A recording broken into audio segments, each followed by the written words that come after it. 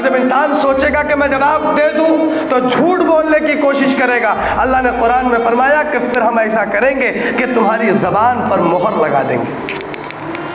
دنیا میں چلتی تھی ہمارا کام ہم جانے، ہم نماز پڑھتے ہیں یا نہیں پڑھتے، تم کو اس بات کی فکر کیوں؟ ہم کسی کو گالی دے رہے ہیں، تم کو کیوں پریشانی ہے؟ ہم کسی کو مار پیٹ کر رہے ہیں، تمہارا مسئلہ تو نہیں ہے؟ قیامت میں یہ چلے گا کیا؟ اللہ تبارک و تعالیٰ زبان پر یہ جو چل رہی ہے نا زبان، اس پر مہر لگا دے گا۔